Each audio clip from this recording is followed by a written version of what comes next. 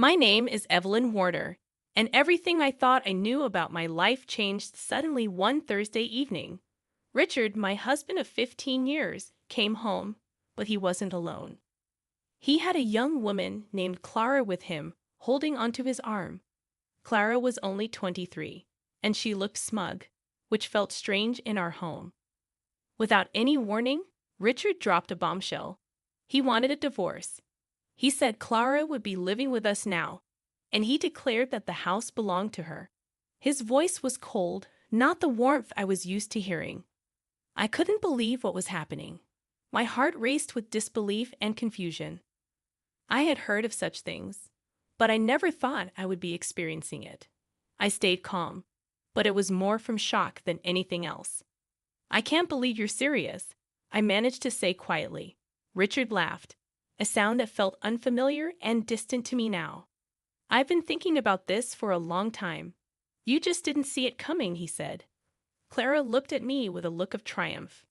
Richard said he was tired of me, and that Clara understood him better.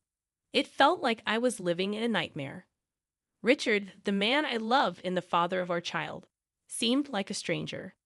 I couldn't believe he was throwing away our marriage and our family for Clara. I felt a bitterness in my voice that I didn't know I had. "So this is it? You're choosing her over us?" I asked, feeling betrayed by his words. Despite the pain, I began to see things clearly. Richard was revealing his true self, and it wasn't pretty. "You're willing to ruin everything for a fling?" I questioned, my voice stronger now. "It's much more than that, Evelyn. Clara is my future, and you're just the past," Richard said dismissively. I looked at Clara, a girl young enough to be our daughter, caught up in what she thought was love.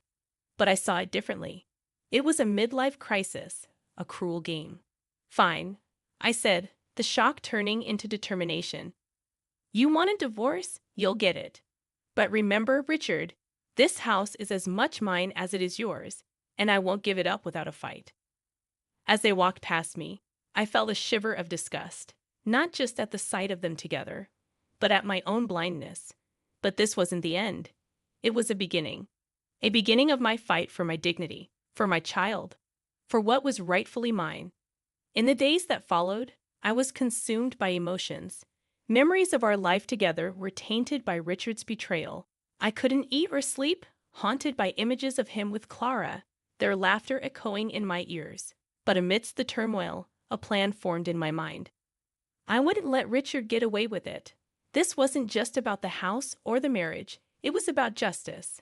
I was going to make him regret his decision, regret ever thinking he could discard me so easily. I sought out the best divorce lawyer in town, someone known for their ruthless efficiency.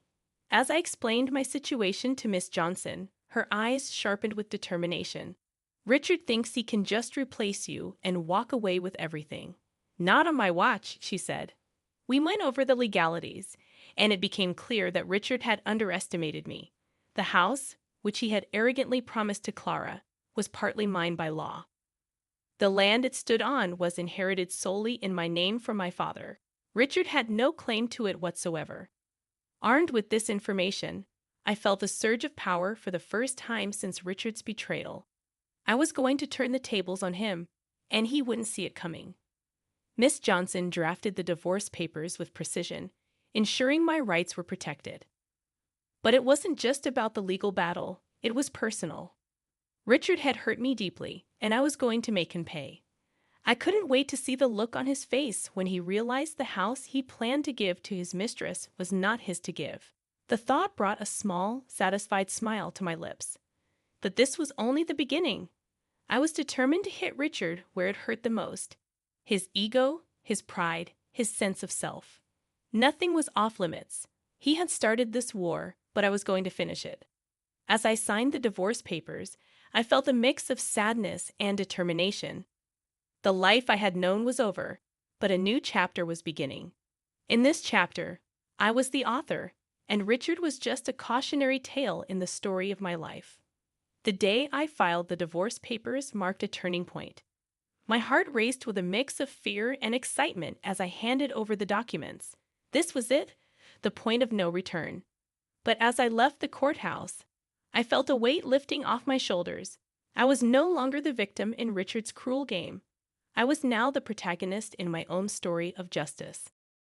Later, I met with Miss Johnson to plan our next move. We sat in her office, the afternoon sun casting long shadows on the floor as we plotted Richard's downfall. "Richard's going to fight dirty, Evelyn. You need to be prepared for that," Miss Johnson warned, her eyes serious. "I know," I replied, steeling myself. "But I have something he doesn't know about. The land this house is on. It's mine, inherited from my father." Miss Johnson's eyes lit up. "That changes everything. He can't claim the house without the land. We can serve him an eviction notice." The idea of Richard and Clara receiving an eviction notice from the home they thought was theirs brought a bitter sense of satisfaction. It was more than just a legal move. It was a statement. I was not going to be discarded and forgotten. "Let's do it," I said firmly. The day the eviction notice was delivered, I imagined the shock and anger on Richard's face. This was just the beginning of his karma. For every tear I shed, for every sleepless night, he would pay. But the battle was far from over. Fueled by his ego, Richard wouldn't go down without a fight. He called me, his voice a mix of disbelief and fury. "Evelyn, what the hell do you think you're doing with this eviction notice?" he barked. "I'm just reclaiming what's mine, Richard. You should have thought twice before deciding to give away something that wasn't yours." I replied, my voice calm but firm. "This is ridiculous. You're doing this to get back at me, aren't you?" he accused. "It's not about revenge, Richard. It's about justice. You can't just take what you want without consequences," I countered. Richard was silent for a moment, and I could almost hear the wheels turning in his head. He had underestimated me, thinking I would quietly retreat.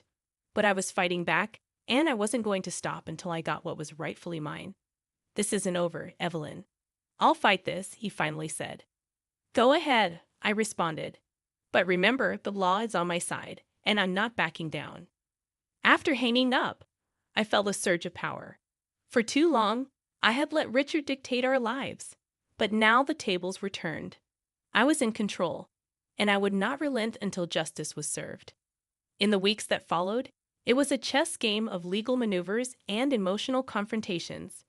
Richard, caught off guard by the eviction notice, launched into a series of desperate attempts to sway the situation in his favor. But with each move, he only tangled himself further in his own web. One evening, as I sat in my living room, the phone rang. The caller ID flashed Richard's name, and I braced myself for another round of pleading and anger. "Evelyn, you can't do this to me, to us." Richard's voice came through, tinged with frustration. "Us? There's no us anymore, Richard. You made sure of that," I replied, my voice steady. "This is madness. You're going to leave me homeless over some petty revenge," he argued. "Petty? You call destroying our family petty?" I shot back. "This isn't about revenge, Richard. It's about consequences. Your actions have them, and now you're facing them." Richard's voice turned softer, almost pleading. "Evelyn, please, let's talk about this. We can sort it out for old time's sake." I almost laughed. Old time's sake? As if our years together were mere tokens to be traded in times of trouble. "There's nothing left to sort out, Richard. You made your choices, now you live with them." He was silent for a moment, and I could sense his desperation mounting. "You're enjoying this, aren't you? Seeing me suffer," he accused. "It's not about enjoyment, Richard. It's about justice. You need to understand that every action has a consequence. And this," I paused, "this is yours." I hung up before he could respond. My heart was racing, but there was a sense of empowerment in standing my ground. For too long, I had let Richard dictate the terms of our life. But now the balance had shifted. I was no longer the passive wife he thought he could easily discard. In the following days, the reality of his situation seemed to dawn on Richard. His calls became less frequent, his voice less assured. The man who had once held all the power in our relationship was now scrambling to salvage what he could. What little he could salvage from the ruins he had created, Richard scrambled to grasp. Clara's presence in the background of this drama was a constant reminder of the catalyst for all of this. But I knew her part in Richard's story was coming to an end. She was just another pawn in his game, and soon she would realize it too. I lay awake at night, the silence of the house contrasting sharply with the chaos of my thoughts. But amidst the turmoil, there was a growing sense of clarity. I was doing the right thing, not just for me, but for our child. In this battle of wills, I was not just fighting for my rights, I was fighting for our future. As the legal battle intensified, Richard's veneer of control began to crack.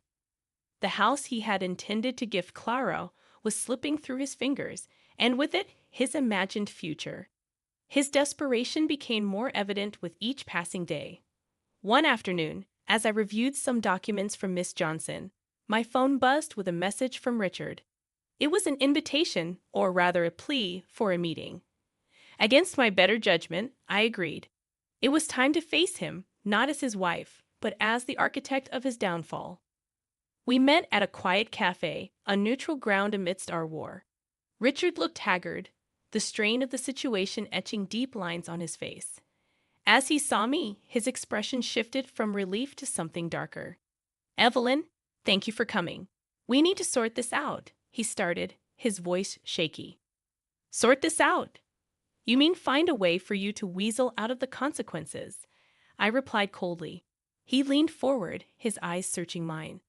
"I know I've made mistakes, but this is too much. You're taking everything from me, everything." "No, Richard. I'm taking back what's mine. You made your choice when you decided to betray our family. Now I'm making mine," I said firmly. Richard's frustration boiled over. "You're heartless. Do you enjoy seeing me like this, struggling, begging?" I met his gaze unflinching. "Heartless? You dare call me heartless after what you've done? This isn't about enjoyment, Richard. It's about justice. You can beg all you want, but it changes nothing." He slumped back in his chair, defeated. "So what? You're going to leave me homeless, ruin me?" "If that's what it takes for you to understand the gravity of your actions, then yes," I said. "You thought you could discard me without any repercussions. You were wrong." Richard looked away, the reality of his situation finally dawning on him. "What about Clara?" he asked, almost as an afterthought. "Clara? She's your concern, not mine. Though I doubt she'll stick around once she realizes there's nothing left for her." "Here," I replied as I stood up to leave. Richard reached out in a last-ditch effort to salvage something from the wreckage. "Evelyn, please," he pleaded. I pulled away. "Save your pleas, Richard. It's too late for that. You've made your bed, now you lie in it." Walking away from that cafe, I felt a surge of liberation. The chains of our marriage, once so constrictive, were now broken. I was free from Richard's betrayal, free to rebuild my life on my terms. In the wake of our meeting, Richard's attempts to sway the situation became increasingly frantic and futile. His calls, once demanding and arrogant, were now laced with desperation.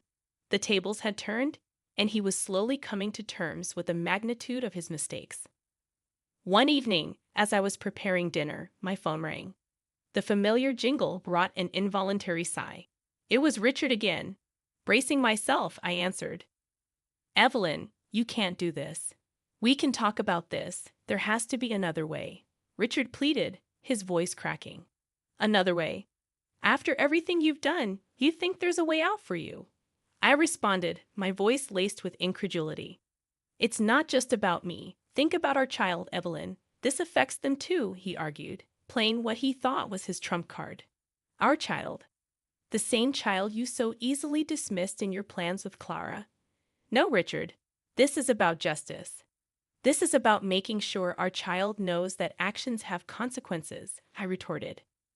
There was a pause on the other end, a silence filled with unspoken realizations. Richard had always underestimated me, but no longer. I was no longer the woman he thought he could control and manipulate. "You're going to regret this, Evelyn. You're pushing me too far," Richard said, his voice a mixture of anger and fear. "Regret? The only regret I have is not seeing your true colors sooner. You're not being pushed too far. You're just finally being held accountable," I shot back. Richard's frustration boiled over. You think you've won, don't you? You think you can just take everything and leave me with nothing. This isn't about winning or losing, Richard. It's about righting a wrong. You made your choices, and now you live with the consequences. It's that simple, I replied firmly. The call ended with Richard's defeated silence, a stark contrast to his usual bluster. He was finally feeling the weight of his actions, the cost of his betrayal. In the following weeks, the reality of Richard's situation became increasingly apparent. His financial resources dwindled, strained by legal fees and the loss of the house. Clara, ever the opportunist, began to distance herself, her affection waning as Richard's fortunes declined. The final court hearing was a formality, a legal stamp on what was already a foregone conclusion. As I stood outside the courthouse, the decree in hand, I felt an overwhelming sense of closure. Richard's downfall was complete, a direct result of his own actions. He had sown the seeds of his destruction, and I had merely ensured they grew. I turned my back on the courthouse, my heart lighter than it had been in months. The future lay ahead, undefined, but promising. I had fought for justice for myself and my child and emerged victorious. The months following the divorce and Richard's eviction from the house brought profound changes. Our home, once tainted by the shadow of betrayal, slowly transformed back into a sanctuary of peace and strength for me and our child. Each room was cleansed of Richard's presence, his memories replaced by new joyful ones. Richard's downfall continued in a downward spiral. Without the house and struggling financially, he was forced to move back in with his parents. The last I heard, Clara had left him, her affections as transient as the wealth she had hoped to secure. As I tended to the garden, a task that had become a source of solace, my phone rang. The screen flashed Richard's name, a reminder of a chapter I had firmly closed. Curiosity piqued, I answered. Evelyn, it's Richard. His voice came through subdued and almost unrecognizable. What do you want, Richard? I asked, my tone indifferent. I wanted to apologize for everything, he said, the words seemingly difficult for him to utter. Apologies don't change the past, Richard. They don't undo the hurt, I replied calmly. I know, he admitted. I've lost everything, Evelyn. Clara's gone. I'm living with my parents. I've hit rock bottom. That was your doing, Richard. You made those choices, I stated plainly. There was a heavy sigh on the other end. I know. I thought you should know. I regret it, Evelyn. I regret it all. His words laden with remorse. But his words didn't bring me the satisfaction I had once thought they would. Instead, there was a sense of finality, a closing of a chapter that had caused so much pain. Your regret is your own to live with, Richard. I've moved on. I suggest you do the same, I said, ready to end the conversation. Evelyn, he started, but trailed off. There's nothing more to say, Richard. Goodbye, I said, and hung up. As I put my phone away and turned back to my garden, a sense of peace washed over me. The past was behind me, and ahead was a life filled with possibilities, a life of my own making. The garden bloomed around me, a testament to new beginnings and growth. Our child laughed in the background, a sound that filled my heart with joy. This was my world now, one where betrayal and pain had no place. Richard's chapter in my life was over, but mine was just beginning. A chapter filled with strength, resilience, and the love of those who truly mattered.